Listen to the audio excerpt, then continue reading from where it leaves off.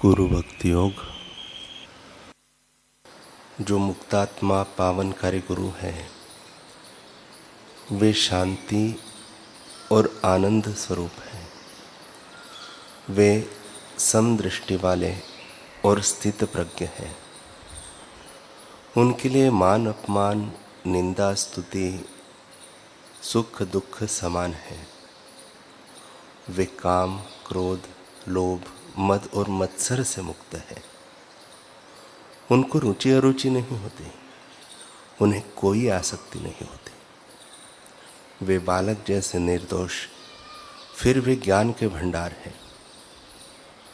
वे अपनी उपस्थिति मात्र से या कृपा दृष्टि से ही शिष्यों के संशय दूर करते हैं। मोक्ष के श्रमजनक मार्ग में गुरु कृपा सचमुच विश्वसनीय साथी है।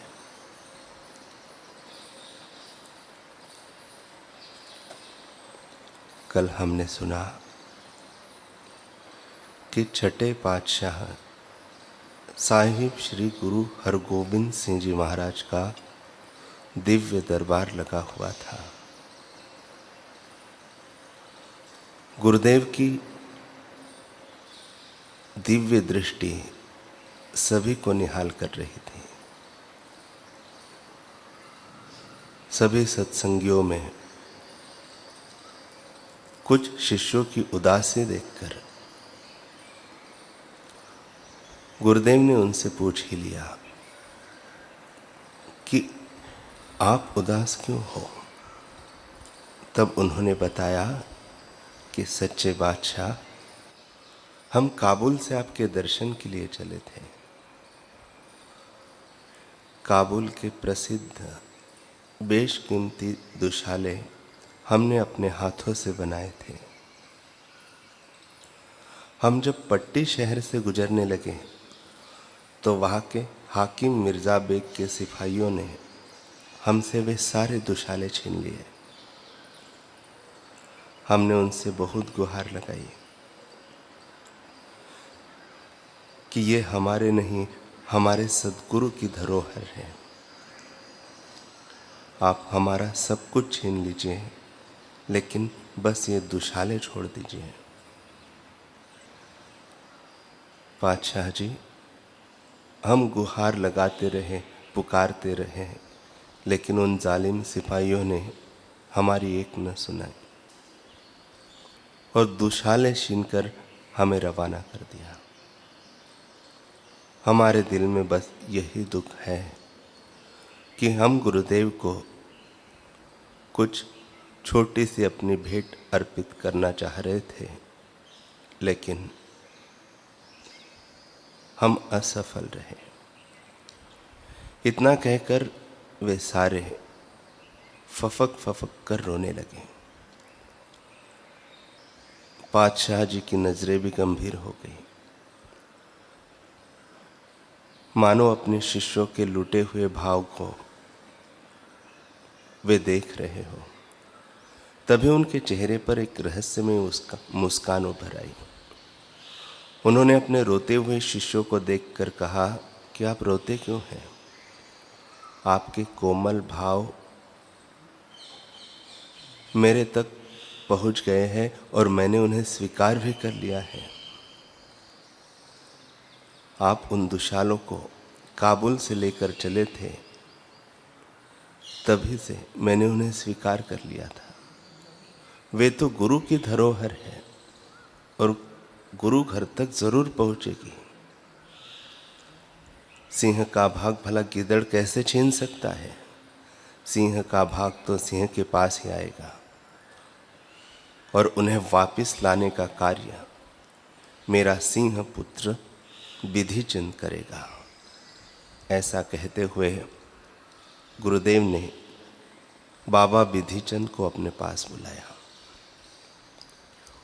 और जोरदार उनकी पीठ थपथपाते हुए कहा कि जाओ गुरु के शेर, दुश्मन के किले में घुसकर जहाँ भी वे दुशाले छिपाए गए हो उन्हें वापस लेकर आओ।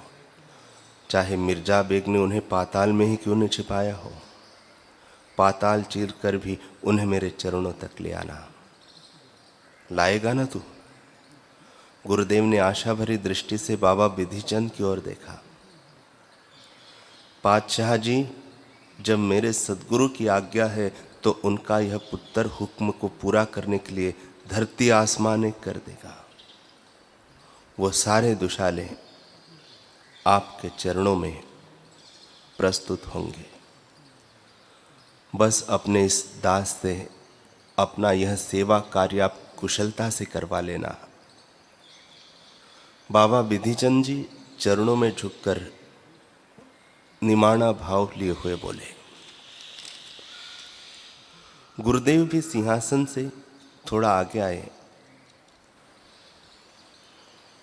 और बाबा विधिचंद की पीठ थपथपाकर आशीर्वाद प्रदान किया। तो आज ही रवानगी हो, गुरुदेव ने बुलंद आवाज में आज्ञा दे दी। बाबा विधिचंद घोड़े पर सवार हुए और पहुंच गए पट्टी शहर। अपने विवेक का आवाहन किया, सही समय पर साम दाम दंड भेद जो भी उचित लगा उस नीति का प्रयोग किया। अंततः दुशालों का स्थान पता ही लगा लिया।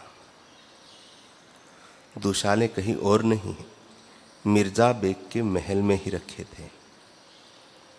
बाबा विधिचंद ने जबरदस्त युक्ति लगाकर उन दुशालों को हासिल कर लिया। लेकिन जैसे ही घोड़े पर सवार होकर वे पट्टी शहर से निकलने लगे तो पूरे महल में समाचार फैल गया कि दुशाले चोरी हो गए हैं। मिर्जा बेग ने किले के सारे दरवाजे बंद करने का आदेश दिया। अब शहर से भागने के सारे रास्ते बंद हो गए। खड़ंग से लेस मुगलिया फौज बाबा विधिचंद की तलाश में जुट गई। चप्पे चप्पे पर पहरा कड़ा कर दिया गया। सबसे बचते बचाते बाबा विधिचंद आगे बढ़ रहे थे कि तभी सैनिकों की दृष्टि उन पर पड़ गई। फौजदार ने फौज को उनके पीछे लगा दिया। बाबा विधिचंद आगे आगे भागने लगे और फौज पीछे पीछे। मन ही मन बाबा विधिचंद सोचने लगे, गुरुदेव जी, अगर मैं पकड़ा गया तो गुरु और गुरु घर की बहुत बदनामी होगी। मैं मर सकता हूँ पर पकड़ा नहीं जा सकता। यही ठानकर बाबा जी ने घोड़े को एड़ी मारी और एक दिशा की ओर मोड़ दिया। कुछ ही दूरी पर उमरा नामक भट्टियारा अपनी भट्टी को तपाकर बैठा था। बाबा विधिचंद जी सीधे उसके पास गए और बोले, अरे भाई, कहीं कोई छिपने का स्थान मिलेगा क्या? मेरे पीछे शाही फौज लगी है। मैं गुरु का सेवक उनके सेवा कार्य के लिए निकला हूँ। तुम मुझे कोई स्थान बता दो छिपने का, तो गुरु की सेवा में तुम्हारा भी सहयोग हो जाएगा। भटियारा बड़े ही भोले भाव से बोला, बाबा जी, मेरे पास तो इस भट्टी के अलावा और कोई स्थान नहीं। आप कहीं और जाओगे तो भी मिर्ज़ा बेग का फौजदार आपको ढूंढ ही लेगा।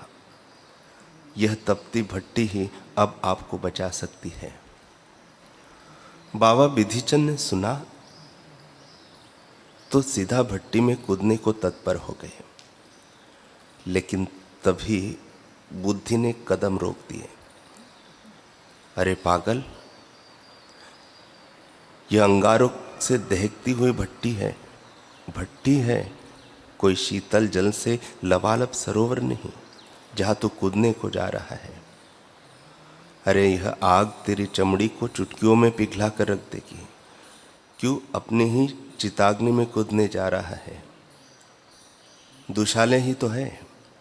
गुरु के पास नहीं भी पहुँचे तो क्या, ऐसी सेवा के अवसर तो आगे भी आते रहेंगे। तन रहेगा तो सेवा पूरी करेगा ना। भावुकता में निर्णय नहीं लेते, इसलिए मेरी मान ठहर जा, थम जा। बुद्धि ने तर्क जाल फेंका तो प्रेमी भक्त की आत्मा ने भी हुंकार भर दी।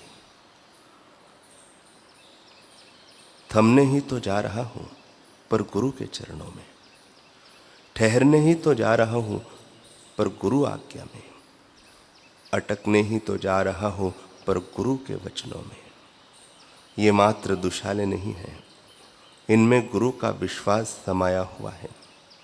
दुशाले न पहुंचे तो गुरु का विश्वास टूटेगा, उनकी आस टूटेगी। गुरु विश्वास को तोड़कर जीने से कई गुना अच्छा तो गुरु वचनों की पूर्ति में जलकर खाक हो जाना है। मानस संसार के पद पर भावुकता में निर्णय नहीं लेते, लेकिन गुरु सेवा के पद पर तो भावना में ही निर्णय लिए जाते हैं। और मेरी भावना तो यही कहती है कि तन पिघले तो पिघले, मेरा प्रेम भाव न पिघले। चमड़ी जले तो जले, मेरा सेवा व्रत न टले। जीवन ढले तो ढले, मेरा विश्वास न हिले। बस अब क्या था, भक्त विधिचंद की आत्मा के आगे बुद्धि के सारे तर्क बाण निष्फल हो गए। बाबा जी ने न आव देखा न ताव, झट से गुरु नाम के सुमिरन से जुड़े और दहकती हुई भट्टी में वे कूद पड़े।